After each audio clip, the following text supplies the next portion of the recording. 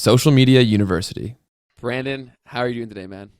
What's going on, Ben? Glad to be back. Second Abs- time. yeah, that's it. That's it. I think that's a big milestone. I think you're like the first person who this is the second time on the show, so that's pretty exciting. A lot has changed since we last spoke, so I'm excited to dive into all of that. But first of all, how is life in Vancouver right now during all this that's going on? Yeah, it's not too bad in the big scheme of things. All right, I've been speaking with people, and I know Montreal's bad. I think the East Coast is just because it's busier. It's been hit harder with the quarantine and virus and whatnot. But I mean, at the end of the day, I can't really complain being here in Vancouver. We're Mm, slowly open things up, and I mean, I was at the driving range this morning. That's kind of my space it out over there. But work's been good. Yeah, people are kind of just slowly getting back to reality. That's of course assuming we don't get a second wave coming in. But other than that, it's been pretty good. Pretty good. awesome. Okay, so the biggest elements of your business is that you work in investing. You Mhm. have an investing academy, and then you also have your YouTube channel. So you do a lot of your work remotely from your computer. So how has like the lockdowns impacted your business? Yeah, this has been, it's kind of fascinating. It's a fascinating time for sure to learn about. It's crazy because working from home, it's almost like we've seen a spike in business. Yeah. Is just compared to contrast that to everybody else in the world who's losing jobs and unemployed. With everybody that's been at home, I think a lot of people are kind of taking the time to learn about investing, which is the amount of traffic that I've seen to my YouTube channel, as well as our course, our academy, as you mentioned, it's actually gone up with the lockdown because, yeah, as I guess just more people have more time on their hands, maybe some of the government money they're looking at to spend it. And it's just a lot of people just trying to get into investing, which is awesome, right? That's, I think, it's an awesome thing for people to do. Yeah, for sure. So obviously, like you've been working in investing for a long time externally, even beyond YouTube, but YouTube is kind of how you got into the world of like your public image and Hmm. hitting the mass public. So I think last time you were on the show, were you even at 10K subs? Probably not, man. It was probably probably just getting started. So Yeah, which was yeah. insane. 'Cause I think you might have been at like 4 or 5 thousand at the time, and then Mhm. now like you're gonna pass 65,000 today. It looks like, which is absolutely insane, man. So first of all, congratulations on that growth. And then I'm always curious to hear about what worked for different people. So what can you attribute your growth to? Thanks. First of all, Ben, yeah, it's been good growth. Obviously, could be better, Yeah, as I always like to like say. anything. You see people soaring by you, but it's at the end of the day, I can't complain. And congrats to you too, man. I see your channel's picking up some steam too, which Yeah, is, thank you. I mean, I remember when you started it off, and it was just, I think, 1,000 subs when I first came across you. But, anyways, I really found that focus played a huge part in the growth. So probably if you look back to the podcast when we first chatted, please everybody, Okay. Americans, Canadians, beginners, advanced people, just all sort of generic. One was that over the past couple of years, I've really niched down into Canadian beginners. That's, we're here in Canada, and that's what people can relate to. It's in the investing world, it's similar, US and Canada, but there is a pretty big difference in the accounts you open and the way you manage things. So a lot of people can relate to the Canadian side of things. And the more and more folk, surprisingly, the more and more growth I saw. Okay. So actually, I mean, that's kind of my takeaway is I don't know what, I mean, regardless, whatever field someone's in, if you can really specialize in something, you're kind of going to be that, the expert in that. Right. So that was a Yeah. really big benefactor for me. Yeah, that's super interesting because so many people fight that so hard. Like they don't want to Exactly. put themselves in that box, but like you're living, breathing proof that there was riches in the niches, as like the saying goes. So you were able to. So what was that aha moment that made you shift course and instead of being a generalist, you became a specialist? Like what was that moment, or like how did you see that that was an opportunity? Yeah, it definitely wasn't an aha moment, I'd say. It wasn't like Okay. an overnight flip of the switch. It was just a kind of gradual kind of, accumulating feedback, looking at the analytics in the sense that I can see where my viewers are. I can see Mm, which videos do well and what yeah. people want to see. And it's don't get me wrong, I love talking about the US market and to US audience, but the Canadians really resided with me. And it was kind of like a feedback loop, and it was just like, oh, more Canadian content did. And then the algorithm clearly started being more beneficial to me for Canadian stocks. Okay. So or Canadian videos, I should say. A lot of times we talk about stocks, but yeah, main idea is that it was kind of a progression of just feedback from the audience, from the analytics, that kind of got me gradually this way, not an overnight switch. Okay, so you just put stuff out there and you collected feedback and then made a decision from that point with more information. Kind of narrowed it down as you go, right? Test For it out sure. at first. If you think about it, maybe my first year on YouTube was just testing out, seeing Yeah. what works, and then refining to now. That's what I do. I specialize for Canadian beginners. That's kind of my niche. Okay, awesome. So as you're growing this YouTube audience, so many YouTubers who do have like a specialty and an area of expertise where they can provide on a far more personal basis through like an info product. What was it that made you appealed to that? And then how did you go about developing your curriculum, targeting the right person for you? Because that can be so hard to figure out who your course is for and targeting it for them. So can you walk me through that decision process? Yeah, if I think I got, I'm not sure if I grasped that question properly, but I'll try to answer it. Yeah. I think when I found out through my YouTube videos, kind of it was then quite easy to give them a product. Again, when it comes to the course creation, if I'm trying to please America, Canada, beginners, experts, you make a very, very generalized course. But because I was able to kind of focus in on my prime student or my prime client, who is a Canadian beginner, well, then the course creation actually became quite easy. I know exactly what they want. I know how they behave. I know what they're looking for. And I don't have to worry about, options trading strategies for Americans, because that's not what we cover. And I think if somebody comes into it without knowing their prime student, right, how they behave and what they're looking for, well, then you're at a miss. You're all going to be all jumbled up when it comes to creating the product. When you really refine on what your student wants, it's quite easy to deliver them that product. Okay. So I guess Did that answer the question? Yeah, very well, actually. So but the other question I have off that is, so at what point were you convinced that you should make a course? Because I think a lot of people could, or maybe they think they might, but then what was the deciding factor that you're like, okay, this is something that is one, in demand, and two, that you can provide? Yeah, it's funny. Like, we even talked about it on the first podcast we had, that was in my plans. This is going back 2 years ago, to develop a course. So I had kind of the long-term vision since the start of creating a program, because I actually do. One of the common feedbacks I get from my channel is, we like the way you teach and we like the kind of videos, they're easy to absorb. And that was kind of one of my strengths, is that investing is a topic, but it's the way I present the information that people like. So from early on, that was a plan of mine. And it was more or less about when the right time was. I didn't want to, obviously, with 100 subscribers, launch a course, because you need to build up some credibility and a following, and you need people to like what you're doing. Of course. And that, there wasn't, I don't know the exact tipping point, whether it was at 5K subs or 10K subs that I decided to do it, but it was kind of an ongoing project, to the point where sooner or later, and then I could start slowly promoting it and advertising it. So yeah, it was always part of the long-term vision for myself. Okay. But it was more or less that the growth in the YouTube channel was the confirmation of, hey, this is going to work.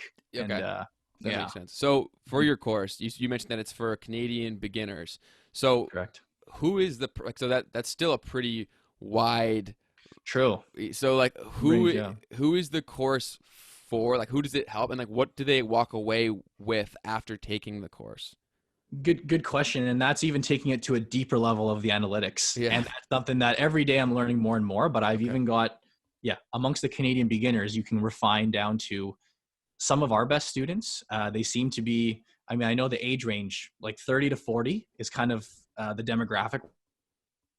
Have kids, like a family, and a lot of them work in, I'd say, good income jobs. So things like, nurses or doctors, or some sort of, we have lawyers and accountants even, who are more or less specialized in what they do. They've got a good income, but then when it comes to the investing side of things, they're not too sure how to do it. So those people have been the best students for us. Obviously, you do get a lot of kids that come out of college who are like looking to invest, and they may have just locked in a job, and those students are good. But a lot of times they may not have the money for the training. They may be just sorting out their student loans and debt. And it's just that, I found actually the older the students get, the more they benefit from the training, cash to deploy. They're not just scraping by, I guess you could say. Okay. And it's, basically they can go, if I have this money, a set amount in my savings account, or if I have mutual funds at the bank that's being managed, our program will teach you how to deploy that in the right way, and will help Okay. you open the account, kind of guide them through that process. Okay, fair enough. So for the traffic for this course, because obviously any program, any product you have, you need to create awareness and traffic for it. Have you done that solely through your YouTube channel, or are you doing any sort of paid advertising as well? Yeah. So as of right now, it's completely organic, which is, we've experimented with different things, but what I've found is just the warm leads from YouTube, when they kind of know on, in a sense, those are the ones that want to take your program. Obviously you convert easier on those type of people than a cold outreach. Yeah, exactly. Because they have never heard of you before. It just tends to work. It's been working quite well. And I know for a fact the next steps going forward are at some point to reach out via ads and paid traffic. But so far we've had a really nice growth pattern with the organic, and that's just what we've been running with, just YouTube. Okay. And then off of that, obviously you created this course because there was demand. So you saw that there was a need for this information in the marketplace. So what are the biggest mistakes that the most people make before they've gotten into your course? When it comes to investing? Yeah. Good question. One of the things, I wouldn't necessarily say it's a mistake, but one of the problems that we solve is that a lot of people have their money managed for them. So a mutual fund at the bank, right? You're working with an advisor and they're doing the work for you. And in many cases, they do a good job, but you do pay them a pretty high fee. So it's not a mistake per se. And if they're doing a good job, like, it's well worth it to invest with an advisor, with the bank. But in many cases, students are paying thousands of dollars in fees, when if you could do it yourself, you can cut that cost down immediately, right? Essentially strip out the advisor and do it yourself on Questrade or Wealthsimple, one of these programs. Again, it's not a mistake, but there's an opportunity to save money. And that, I think, is one of the most common things, is that, hey, why, again, if they serve a purpose, but if you have the interest, it's something that anybody can do. Why pay those high fees when you can do it yourself? Or of course, just another one is that a lot of people just get scared to invest, and they just sit a bunch of cash in their bank accounts, 50K, 100K that they built up, and they just kind of have it sitting there stagnant. That's of course another mistake, because you're missing out on an opportunity to have it grow. For sure. Okay, that makes a ton of sense.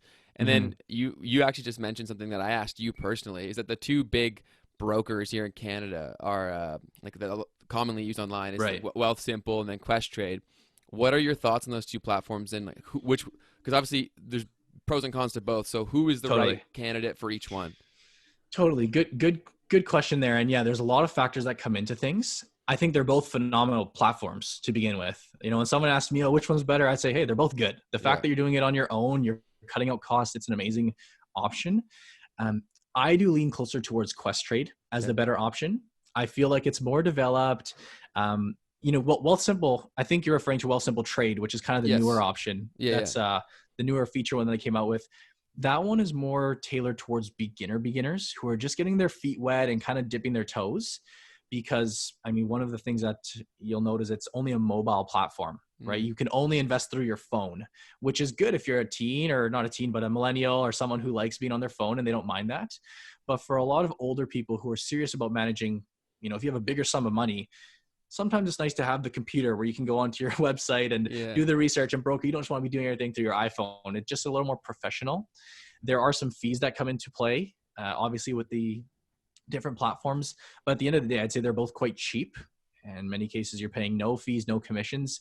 I think it's more or less just deciding, are you looking to invest for fun and tool around? Because then I'd point towards Wealthsimple. But if you're looking to build a real good portfolio that's diversified, you got US, Canadian exposure, I like to go to Questrade. I think it's a better option all around.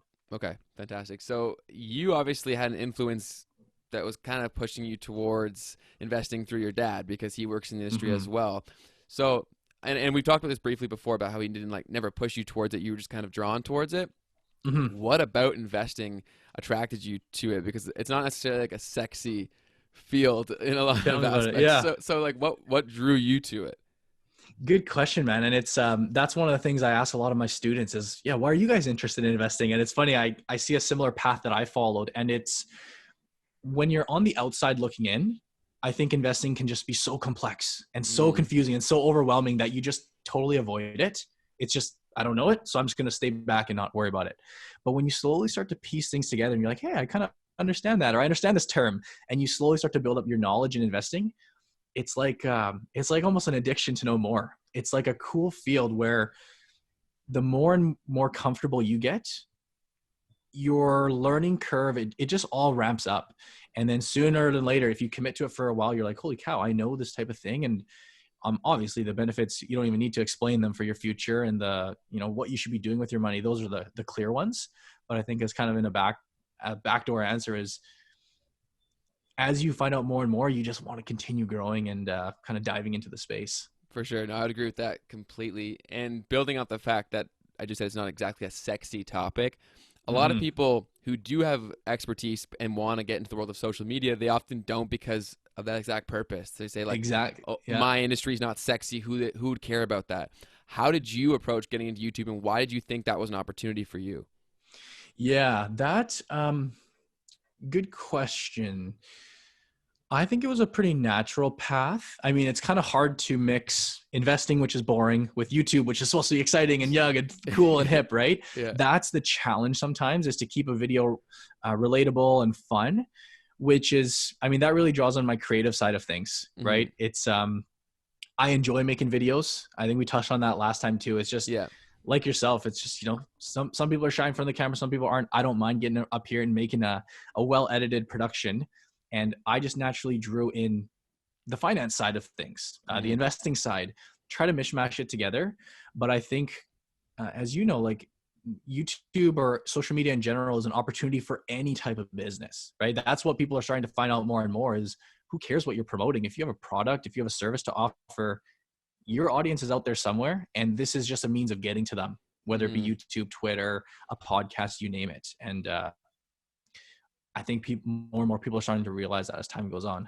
Yeah, it's gotten to the point where these platforms are so mainstream that whoever your customer is, they're on there. Like it may not be a huge group, but your audience, obviously, if your business functions, that they're out there. And then exactly, you mentioned that you saw that a natural fit, so you went for it. But how did you teach yourself like how to YouTube properly? Because I think that's another reason, is that very similar to how you said that people don't start investing. People don't start on social, or specifically YouTube, because they see all these things and they just get overwhelmed to the point where they don't start. Right. That is a question that I think every day we're all trying to better ourselves, even today, right? You learn something new about an editing tip, or this microphone would be better for my podcast, this or that. But when you're starting off from scratch, I think it's a matter of just going out and getting started, right? Okay. Trial and error is really the best way for anybody to get started. If you have a pathway to follow, that's ideal. But I feel like most people will just procrastinate, whether it's investing, whether it's starting up a YouTube channel, or, getting on social media. Same goes for investing and social media. You just want to get the ball rolling and just get started. And you have to expect that at first things won't be perfect. You'll be learning as you go along, but you can't learn, you can't grow if you don't get started. So I think really the best thing to do is just get your feet in the door, get your foot in the door. Just get the ball rolling and understand that it might start off crap, but it'll get better over time. It probably will start out as crap, right? I mean, that's for everybody. And it's about growing and growing and growing from there. For sure. So with COVID, we've touched on it briefly about how it impacted your business, but it definitely impacted the financial markets. So what do you think are the biggest mistakes that you see people make going through these unprecedented times, which I'm going to throw that out there? Yeah. Well, there's a lot of, I guess you could say, a lot of mistakes that are being made right now, and completely natural, because the reality is there are a lot of new investors that are getting started these days. We just touched on that. People have money with serve money, or they're, have time off. So they're like, hey, I'm going to learn the stock market. And I think the main mistake that people will make is kind of getting too involved with the trading side of things. And a lot of people, I mean, what we call ourselves on our channels, we focus on long-term investing. We are investors, not traders. If you want to swing trade and whatnot, that is a completely separate topic. But a lot of people will try to do the investing side of things, and they'll say, hey, I'm a long-term investor. I like the Warren Buffett approach. I see this for my future.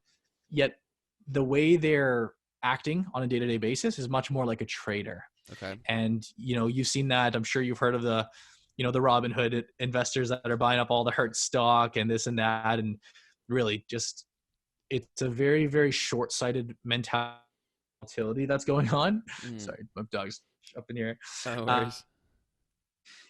they're thinking very short-sighted, when I think the right thing to do is to just take a step back and just look long-term. It's over-involved, which is natural for any beginner, right? Okay. So, and I understand what you're saying because I've been investing for a little bit and I've had conversations back and forth with you. But for someone who is like completely new, could you explain the difference between like how a trader approaches things versus say how you and your students would?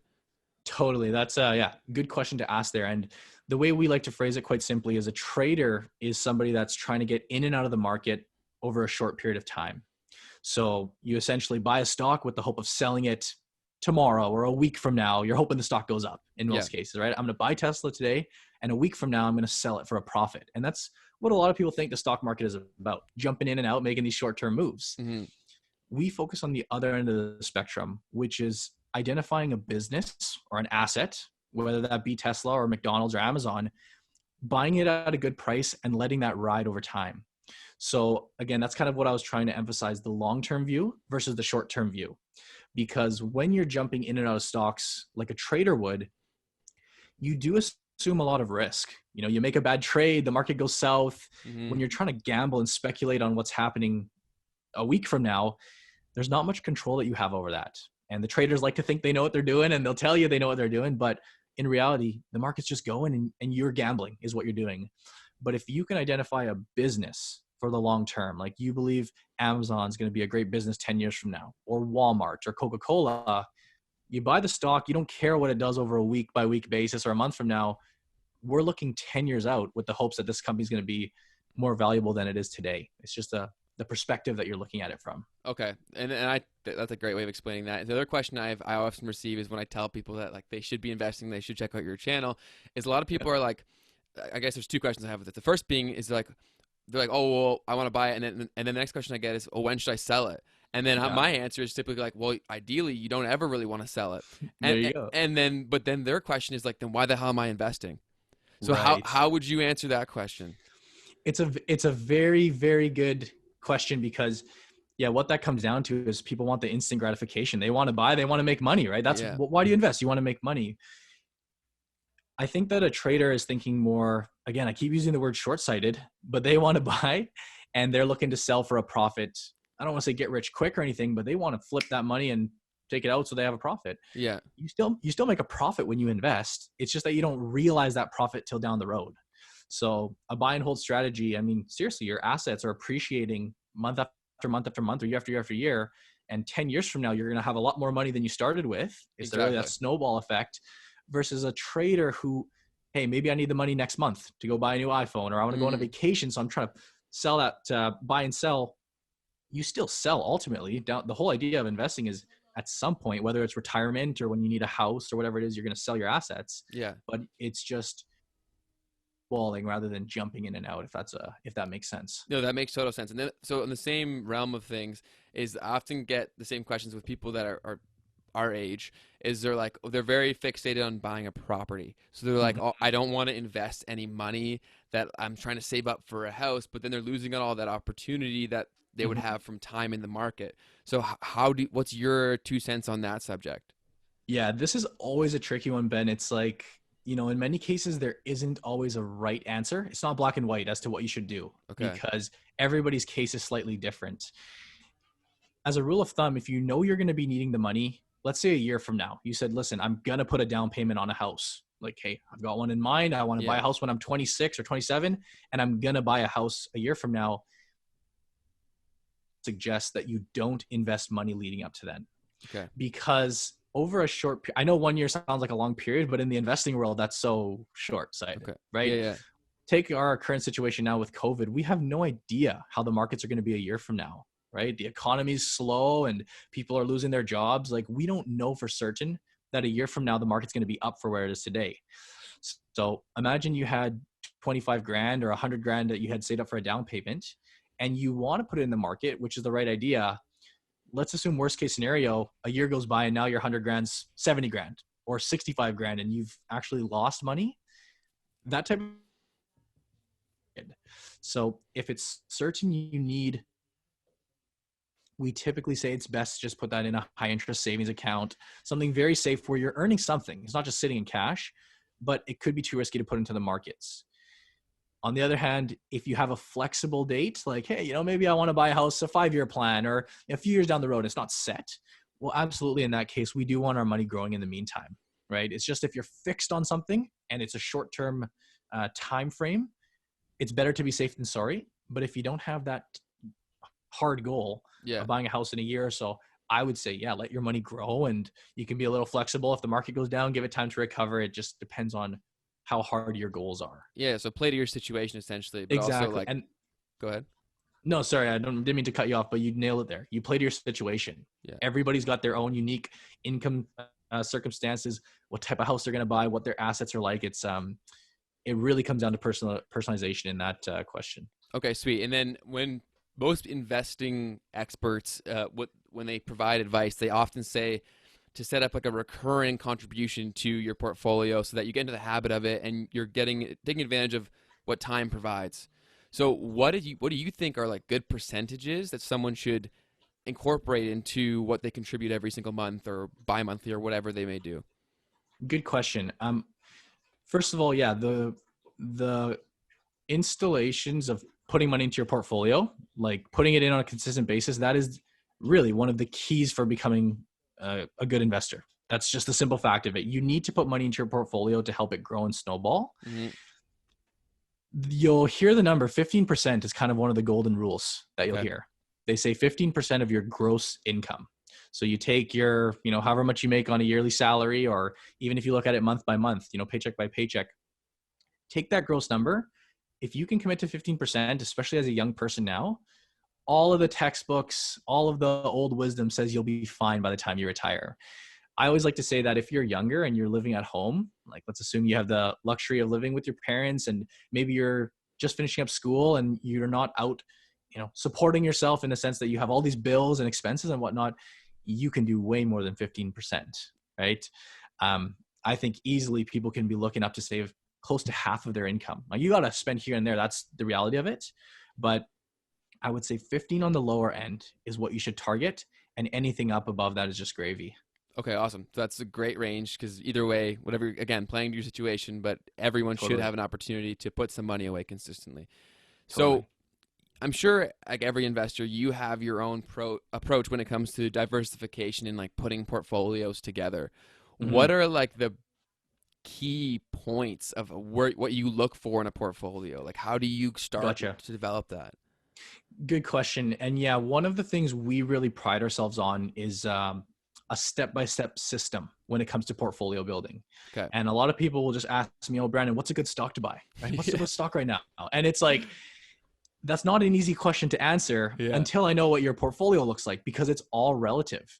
And if we had a student that comes to us, before we even think about what stocks to buy or what ETFs are the best ones, what index funds we want to use, we take it a step back and really lay the foundation of where we're going to invest. And it's, we use the analogy of like a blueprint, right? Like if you're going to build a house, if you're a construction worker, before you start hammering things together, you know exactly where the walls are going to go. You know exactly where the roof is going to go.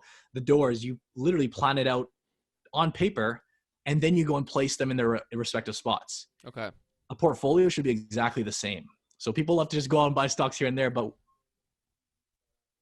how much am I going to put in the Canadian market? How much am I going to allocate to the US and international or bonds?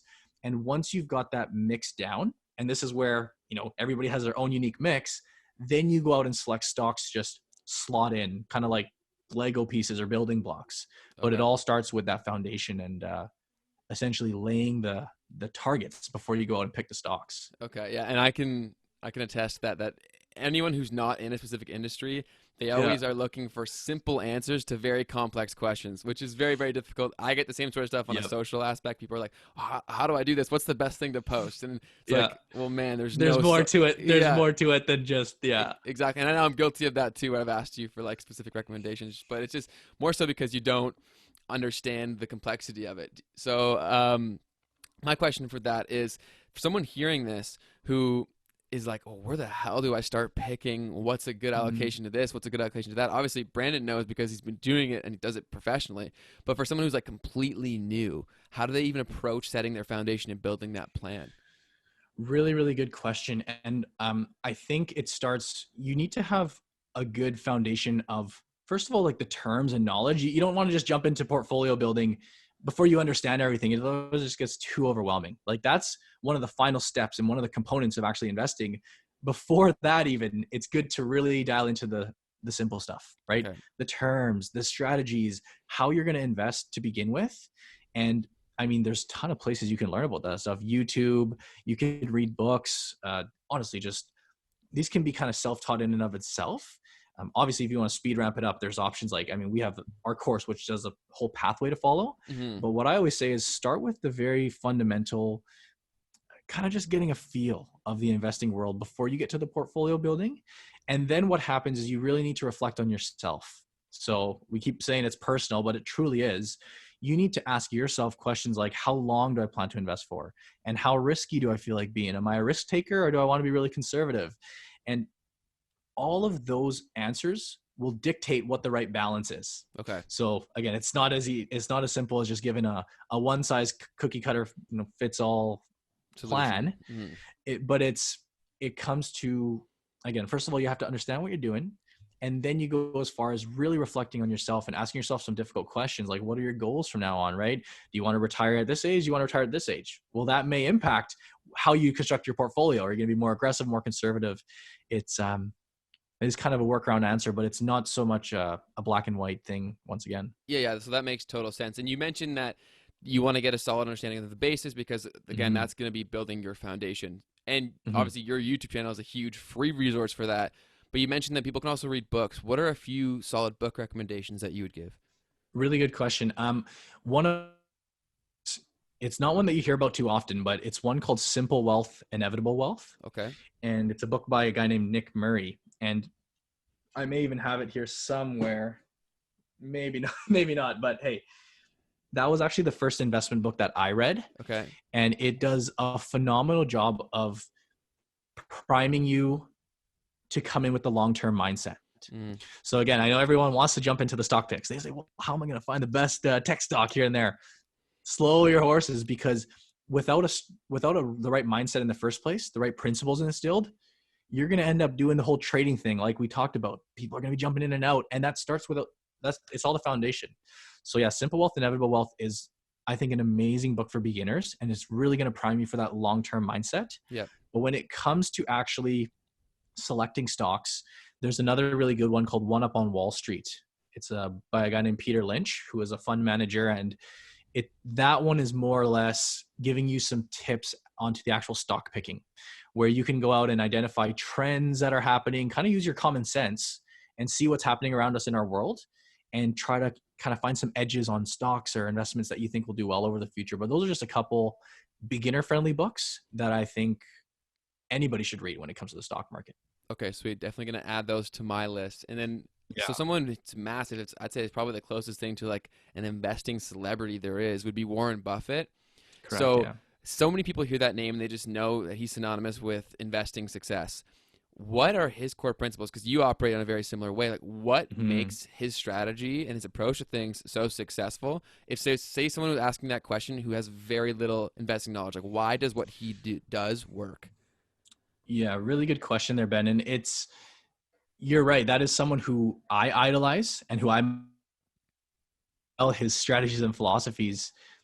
He really views in the sense of, you're not buying stocks, you're buying businesses.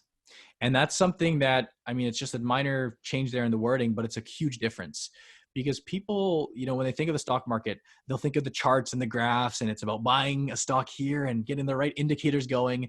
Warren Buffett takes the complete opposite approach, and he really tries to identify a company. Like, he uses the analogy of a farm, for example, right? If you're going to go out and buy a farm, you want to make sure it's a productive farm. You want to make sure that it's healthy. They got everything in store to have the crops running well. The animals are all well taken care of.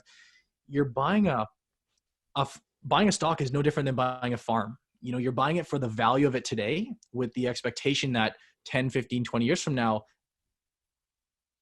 because of the output and whatnot. Too many people think of it like charts and stocks and indicators. The more you can kind of backtrack and look at it as a business than a stock chart, the better you can do as an investor. Because he will preach time and time again to not worry about the fluctuations here and there, right? If you bought a farm, who cares what people are going to value it as tomorrow? Who cares what people will value it a month from now? You were looking 10 years out from now. And that's really what matters. And when you're able to strip down the core principles of, you're buying a business, when you buy a stock, that does really help keep you grounded when there's crazy stuff going on in the markets. Yeah, for sure. I think that approach to investing can really be applied to anything you want to be successful in, regardless of the field or anything. Right. And I think it's in such scarce supply. Like, so few people have patience. So few people think about what they could achieve a year from now. They think about next week or tomorrow. Whereas if you shift that perspective, those are the people, once they achieve that really get to those level of results. And obviously Warren Buffett is one of the wealthiest people in the world, and he started from fairly humble beginnings, just from adopting those right things. And I actually saw a video from him yesterday, which I really liked, which he was like he's like, if I gave you a punch card, we only had 20 financial decisions to make for the rest of your life, you'd probably make great decisions because you'd think so much through each decision. Exactly. And he's like, even out of these 20, you don't need to get all of these 20 right to be very wealthy. You could probably get by with 4 or 5, which I was like, that's a very cool perspective to think about it. It's like, if you actually invest the time, you're just increasing the likelihood that the decision's going to be a good one.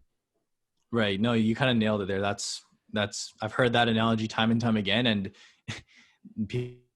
you said, not just in investing, but just in anything, right? Yeah. You take your time to see the long-term prospects of something and you stick to it, and you'll see the results if you don't get swayed away by the day-by-day consequences of things. For sure. And I think we all fall victim to that to some degree because of the kind of the landscape that we live in with social media, the internet. Everything happens so fast. We kind of expect results to emulate that. And it's just not the case for anything that's worth having and that's sustainable, like investing, stuff you preach on your channel. So I'm going to be that annoying person and ask you, what would be some decent stock picks that you would have for, say, Canadians? Just general stock picks, if that's even possible to do. Let's say if you had like 3 to 5 choices of what you think is a solid investment for someone who's just getting in the game. They really haven't started much of a portfolio at all.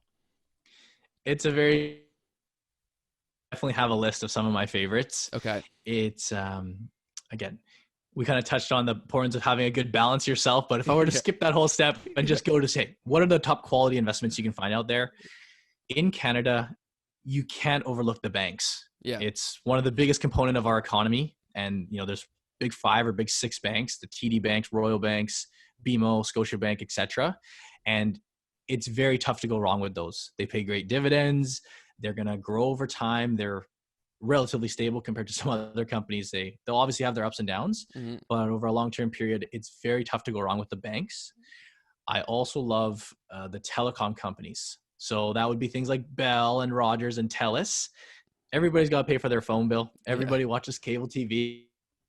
And just a very, very reliable way to invest. That's one of the things we look for. And if you're just getting started and you're thinking, what's going to be a company I can own for the next 10 years? Don't go chasing the company that could go bankrupt next year. Go to something that's proven, that's working. So another good selection would be the telecom companies, the railways, something that people often overlook, but Canadian National Railway is a cool one. There's even CP Rail, which is those would just be a few ones that I think you can just rely on, right? I don't want to ever say just you can buy a stock without researching it and you'll do fine, but these are the types of stocks where, you pick your favorite bank and you put however much it is, you're probably going to do just fine 10, 15, 20. Okay. So it's a pretty safe bet and solid investment. Safe bet. Exactly. There's definitely, you can get up the riskier scale. We've been looking at some more fun ones, which again, come with more risk, but Aritzia was one that we're doing a little more research. Portfolio, the clothing company Aritzia. Yep. So that's an example of, hey, we years from now, but you can also expect a little more reward for that. That's the whole risk return spectrum. That's the nature of it. Okay. That's the nature of it, right? But you can definitely find some little gems here and there.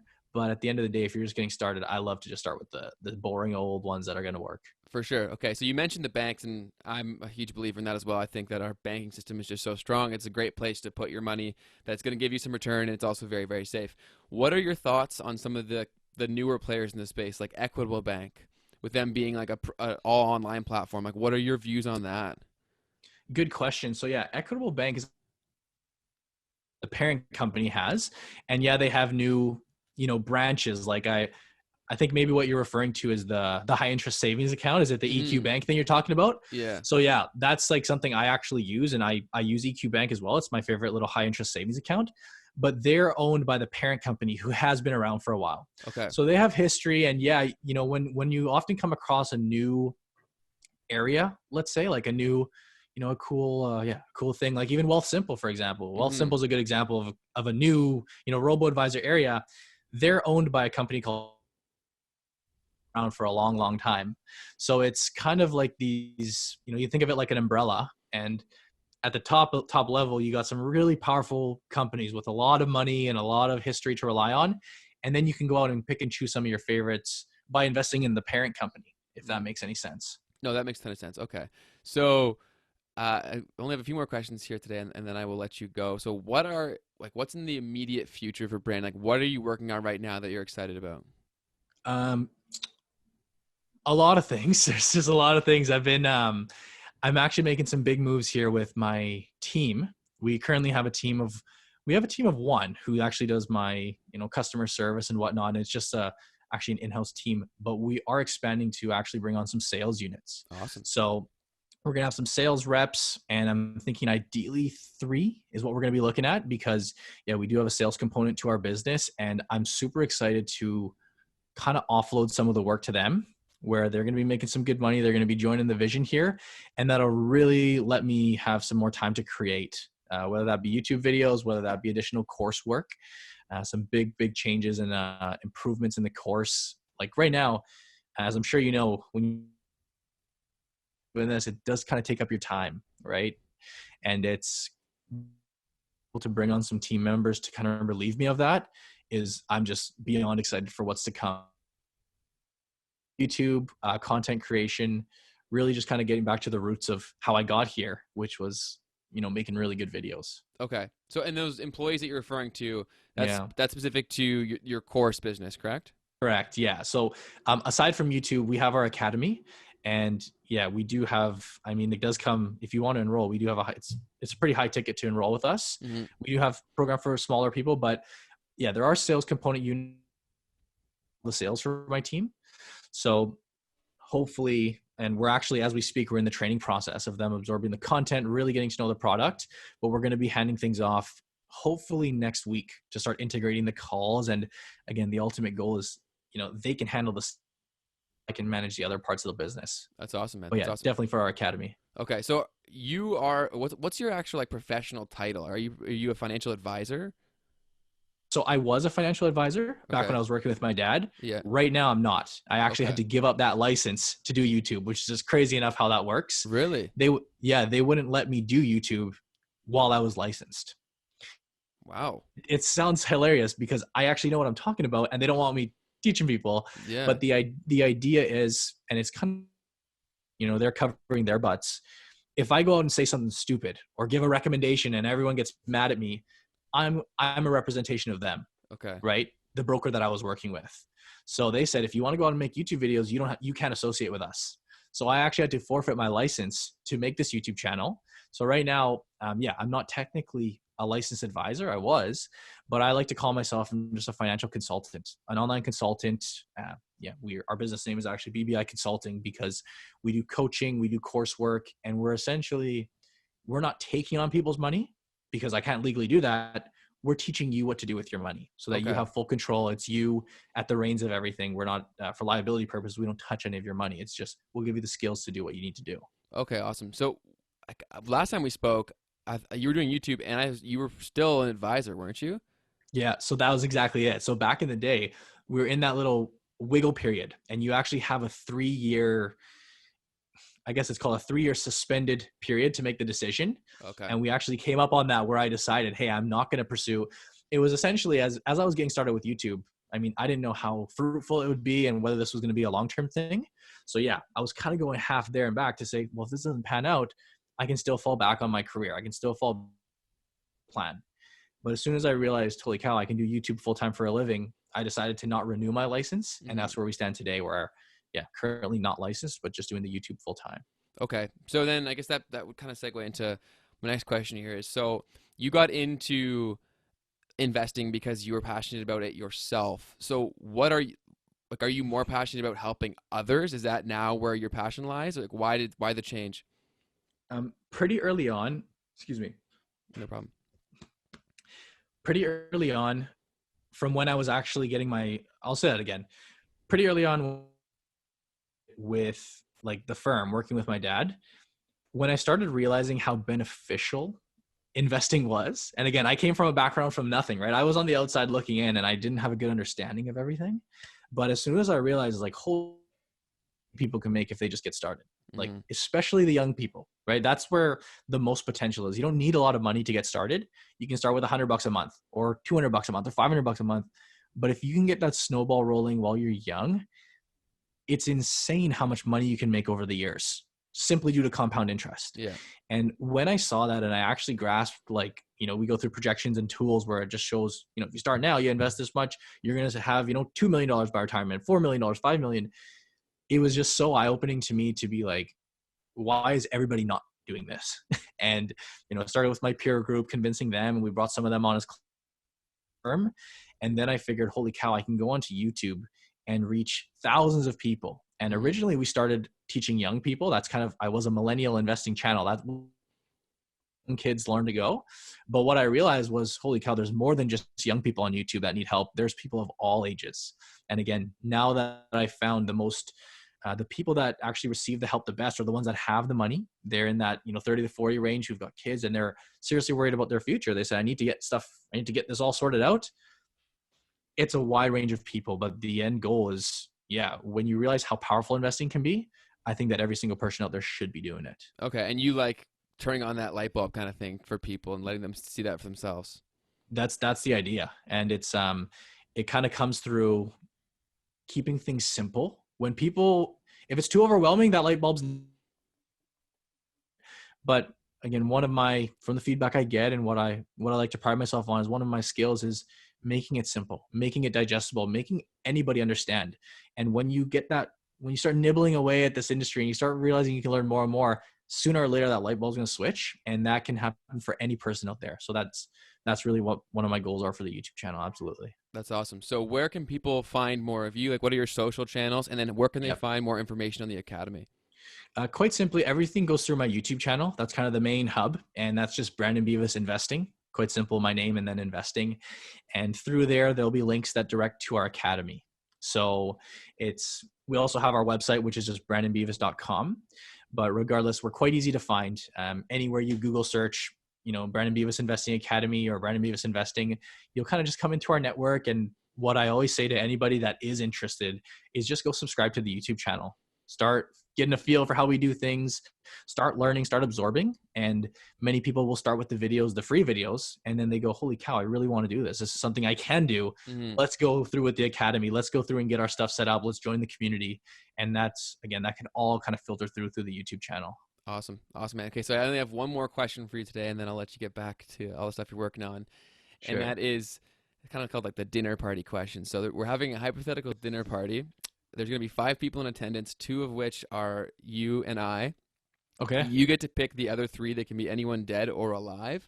And then you get to pick what we're having for the main course, and then what are we having for dessert. Ooh, jeez. And I take it there's no right answers for this? No wrong answers? No wrong answers. Completely up to you. Interesting. Well, hey, just speaking on the topic of what we were just covering there, I think you have to go with Warren Buffett. That'd be one guy. I feel like other people may answer that as well, but he's the amount of wisdom he have. I think it's just, you'd be crazy not if you ever got the chance to meet him and just chat with him. He just, from any videos you watch, obviously I haven't seen him in person, but anything you look at, he just seems like the most nice, genuine guy, and he's just there to help people. And that would obviously be one from a perspective. That would be cool to have. Just finished the Michael Jordan documentary. He'd be an MJ. interesting one for sure. I don't Yeah. know. I don't know what the vibe would be like with him because definitely pretty aggressive, definitely pretty. I don't really know how to put the word on it, but he'd of course be another great to have. Yeah. Probably for the second guy. And number 3, let's think about that. You're gonna have to give me a second here. Yeah, I take your guess off the time. top of my head, quick. Jeez. I'd be happy with just those two, but why don't we go with Drake? I don't know. It Drake. just popped to my head. Nice, man. Just popped to my head. Perfect. Just listening to some music on the way back driving here. So yeah, those are my 3 picks for today. Okay, sweet. So you got the 3. Now, what are we having for dinner and what's for dessert? Dinner and dessert. Let's go with. I don't know why I'm thinking of a turkey dinner. Like I'm just picturing one of those big turkey dinners, but that's not. I wouldn't even want that. Okay. I'd rather go for probably some Asian food. Nice. Probably just like a nice dish, some nice Chinese food, and then for dessert we could have let's go for a classic apple pie, like a nice crumbly apple pie. Sounds good, man. All right. Well, that dinner sounds awesome. I hope that comes to be. And One day. Exactly. I just want to thank you so much for your time once again. And for everybody listening to this, go check out Brandon's YouTube channel. An exceptional place to start with investing. And even for myself, I've been investing for a few years now. I always learn new things on his channel. So thank you so much for your time, man. Really, really appreciate it. And I can't wait to follow along with you, your business, and all the awesome stuff that you're doing. Thanks, Ben, man. It's good to be here.